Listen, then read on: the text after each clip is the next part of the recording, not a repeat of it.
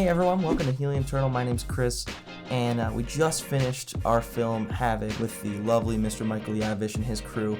Had a freaking awesome time making it, and I just kind of wanted to go through some of the little bit behind the scenes and talk about some things that were interesting to me that happened while we were shooting, maybe a little bit in post-production, and maybe pass a little knowledge on to you guys. So let's get right into it. First thing I want to talk about, we try our best to, plan ahead for days to film. This particular film was done over 4 different days, and we just don't have the time to wait for those perfect days where we get clear sunny skies. Thankfully, most of the time we did wind up with really nice days to film, but these shots went from sunny to cloudy. That's just kind of, oh well, we had to get moving and we had to get things done. It's one of the things that really annoys me on the camera, when shadows don't match and stuff, but it's all good. This is a fun shot, kind of establishing our character.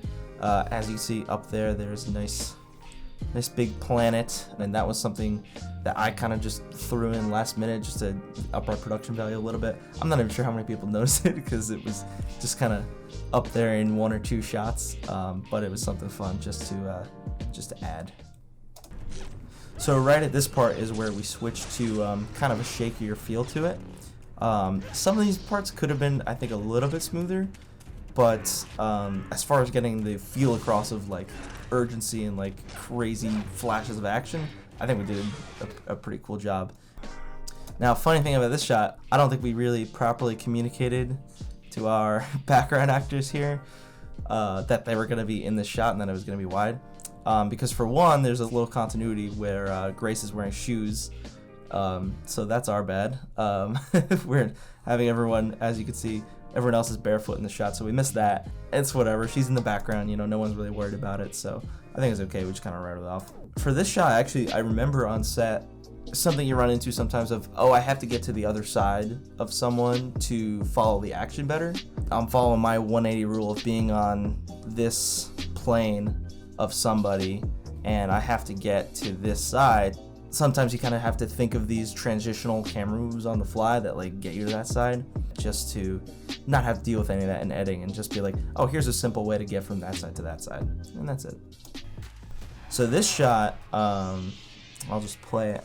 This is a shot that we didn't really have this planned out before we went to shoot that day. It was one of the last things to be choreographed, and I remember Mike telling me, the Saber's gonna turn on in this particular way at this time, then I gotta spin over here and I gotta go to Eric and I gotta block him, and then Grace is gonna swing in, and I had just no idea what to do, and this is an 18-second section of choreography with the slow motion included.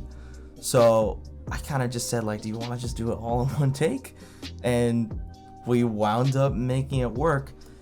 Granted, it definitely took way too long. I think it took 14 tries to get it right, maybe even more than that.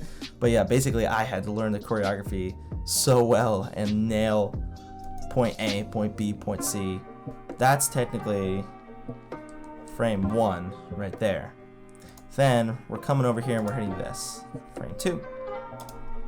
Then Mike comes out and I kind of just follow the action. Right here, gotta nail this, that's number 3. Then we're coming back, he hits him on the arm. Here's 4 right here, Grace slashes the saber away. Then this is 5, right where he grabs her, goes to do that. Throws, now I have to go up. And then 6 to end it right on that. Cuts to a different shot, but it was crazy. Oh, I forgot in this section too, where is it? There it is, water bottle.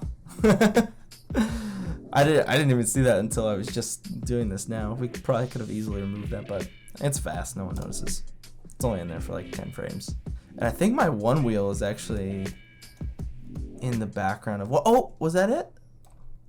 There's a bunch of, oh, there it is! That's our, this is just some random stuff left in the frame, and the one wheel's over there. We wound up lighting, reflecting maybe a couple shots. Actually, this shot coming up, that shot of Grace, was just so dark because I'm shooting right into the sun, that we threw a little bit of, you can kind of see it flicker sometimes here. Yeah, there you go. It wound up filling her really nicely just because there was no detail on her at all, so I asked somebody to come in with the big silver reflector to get some light back on her. And then, actually, this is one of my favorite shots, just because of these pretty babies right here. And it seems like a silly thing, but I feel like I'm just starting to get a really good idea of when to control the size of those lens elements and, you know, make them as big or as small as I want to be. So I like, for instance, I think I might have stopped down to f14 for this shot, just to get the right amount of size on those elements. And then I wish the funny thing about this shot was this was when we were running out of light and we really had to get this shot done, so we kind of just like composed everything really quickly and got it done, only realizing later that these guys look really funny in the background. It's because they were just flubbing back there. There was no choreography for that.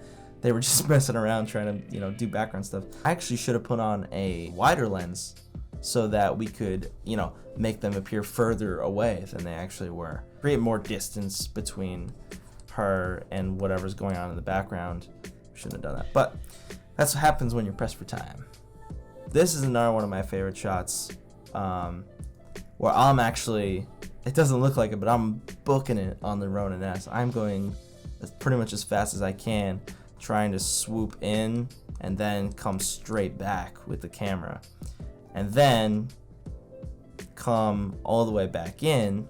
That shot wasn't planned. You know, this is kind of how me and Mike do a lot of this stuff, is I'll watch them go through the motions and then figure out what the best way to show it is. Usually with, you know, we're on the both in the mindset of keeping the takes as long as possible and as clear geometrically as possible. So, you know, making sure there's no weird cuts or somebody was over there that wasn't supposed to be, or there wasn't enough time for them to get there. We just really like clarity in everything that we do. This is a shot that we had just done the last section of choreography and we got it. It looked good, but I felt like my camera move wasn't the best. I think it's good to have a backup plan if you feel like your shot is lacking something or just not turning out the way you thought. Just do one safety shot, like a nice super wide shot just for coverage, just to give you peace of mind. And in this case, it wound up working out brilliantly, you know. Now this is one of our longest takes. This is 13 seconds. So we start out with a left to right motion, right? We start left to right. And then Mike is fighting Dan, and then there's this little subtle thing that I tried to do with the camera, which is just literally just a little pan left, you know, really revealing what's going on to their left while they're still fighting. Is that our boy Eric over here is kind of waiting in the wings, waiting for his turn, basically. I think it's a important thing to show that sometimes, because it's like, it's not like he just came out of nowhere, you know. It's like, oh, there's actually a strategy going on with, like, they're taking turns and stuff. So we pan over a little bit, he's waiting, he gets his chance, throws him back. It's really a lot of left and right play, which I think was really fun. Now this is the point in the day where this is the last day of shooting, and as you can see, the sun has just completely changed on us at the end of that day. The plan for the end of this film was to have a beautiful looking sunset with like crazy lens flare and like make it really gorgeous, and we wound up with this freaking gray sky everywhere. We wound up kind of just sadly doing the rest of these shots and like pushing through. After looking at it in the edit later, we realized that maybe we could do something with this, because the sky was looking pretty ominous. And I remember looking at this shot and being like, I'm gonna put lightning in there and like make it completely over the top, ridiculous, dramatic ending. And I think it just wound up being the cherry on top of the whole end section. Then obviously we had some nice practical work going on there from our makeup artist Stephanie. She really pulled off, I think, a really nice slash there, something that we didn't really have an idea of like what that would look like, and she took it and ran with it, and I think it looks perfect, exactly what it needed. This was one of the shots that was planned from the very beginning, of trying to mirror actually one of the first shots of the movie, which was the three bad guys in the beginning coming out. This is the exact same thing of like them coming out from behind them. So that was something me and Mike talked about, of, you know, just having a little bit of symmetry to the story, and, you know, the good guys come out at the end in kind of the same way that they did. And then Saber pull there, obviously. We wound up just going old school and just having our buddy, this is Dan over here. So Dan was actually right here in this frame, and we just gave on a cue, he just gave her a quick toss on that, and she caught it beautifully. And then we wound up just taking Dan out later. You know, like I said, a lot of these camera moves were just done on the day and kind of figuring it out as we go, with, I would say, maybe 10% of it being pre-planned, maybe 20. It was 4 like 10-hour days. They were long days, they were hard, but we had a good crew. Thank you so much to everyone again that pitched in. We couldn't have done it without all the help. We had so many people coming to the set every day, and it was just a blast. So yeah, that's pretty much it. If anybody has any questions, feel free to reach out. Always happy to talk more about this stuff.